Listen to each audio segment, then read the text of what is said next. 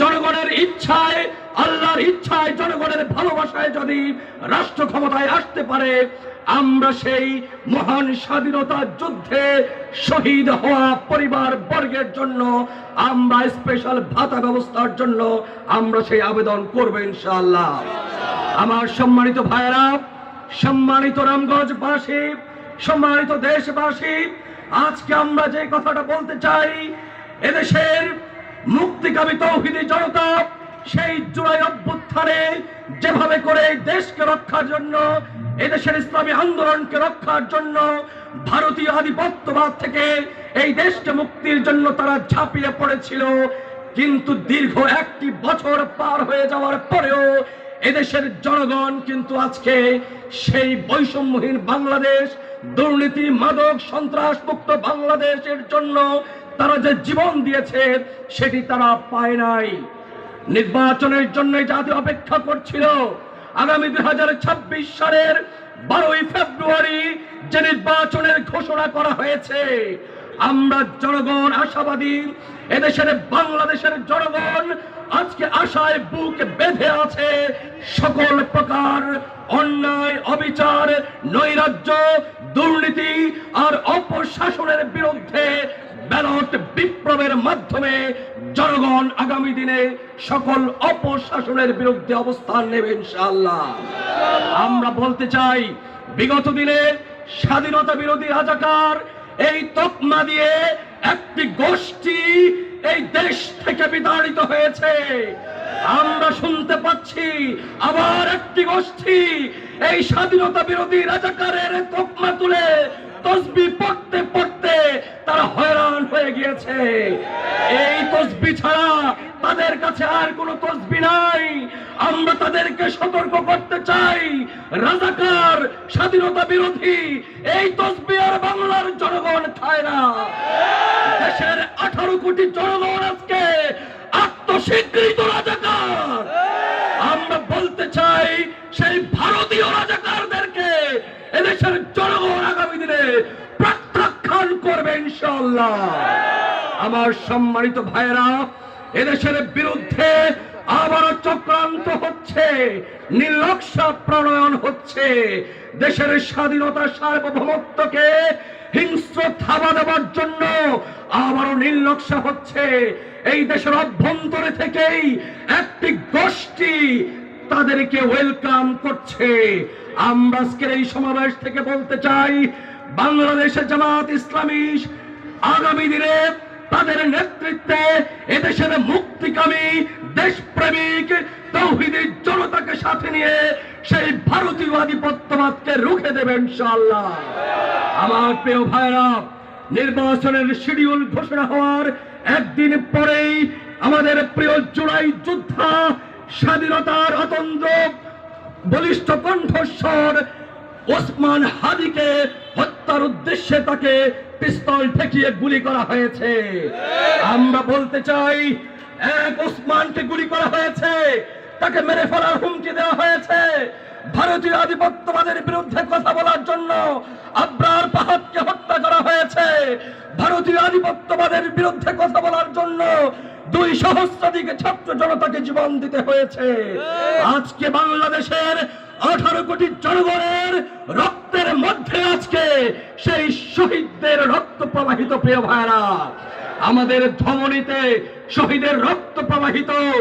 এই রক্ত কোনোদিনও আমরা ভারতীয় আধিপত্যবাদের সেই শক্তিকে আমরা জায়গা করে দিতে পারে না ইনশাআল্লাহ।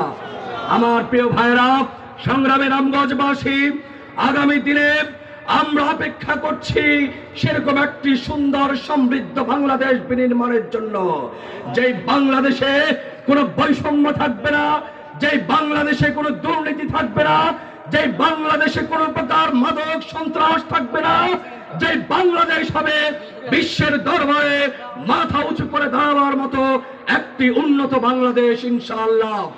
বাংলাদেশে জামাত ইসলামী সেই চেষ্টা করছে। সেই চেষ্টার অংশীদার হিসেবে আমরা বলতে চাই, এদেশের আপামর জনতা, সর্বস্তরের তৌহিদি জনতা দল মত ধর্ম বর্ণ নির্বিশেষে সকল দেশপ্রেমিক শক্তিকে ঐক্যবদ্ধ করে আমরা সেই সোনার বাংলাদেশ গড়ে তুলব ইনশাআল্লাহ। আমার প্রিয় ভাইরা, সংগ্রামী রামগঞ্জবাসী, আগামী দিনে যদি আবারও এই দেশের বিরুদ্ধে কোন ষড়যন্ত্র হয়, আগামী দিনে যদি আবারও এই দেশের স্বাধীনতা সার্বভৌমত্বকে হুমকির মুখে নিয়ে দেওয়ার জন্য এদেশের মধ্যেই ঘাপটি মেরে থাকা কোন শক্তি উত্থান হওয়ার চেষ্টা করে, তাহলে বাংলার জনগণ অতীতে যাদেরকে প্রত্যাখ্যান করেছে আগামী দিনেও তাদেরকে প্রত্যাখ্যান করবে ইনশাআল্লাহ। ভারতীয় আধিপত্যবাদী শক্তির বিরুদ্ধে কথা বলার কারণে ওসমান হাদিকে গুলি করা হয়েছে। সেই ওসমান হাদির পক্ষে আজকে সারা বাংলাদেশ যখন ঐক্যবদ্ধ, সর্বদলীয় ঐক্যজোটের উদ্যোগে যখন সেই ওসমান হাদির পক্ষে প্রতিবাদের ঝড় তোলা হয়েছে, তখন বাংলাদেশের একটি পক্ষ বাংলাদেশের বিরুদ্ধে, হাদির বিরুদ্ধে অবস্থান করে মূলত তারা সেই ভারতীয় আধিপত্যবাদের পক্ষই অবলম্বন করেছে। আজকে বাংলার জনগণ এটা বুঝতে বাকি নেই। বাংলার জনগণ এখন আর বোকা নয়।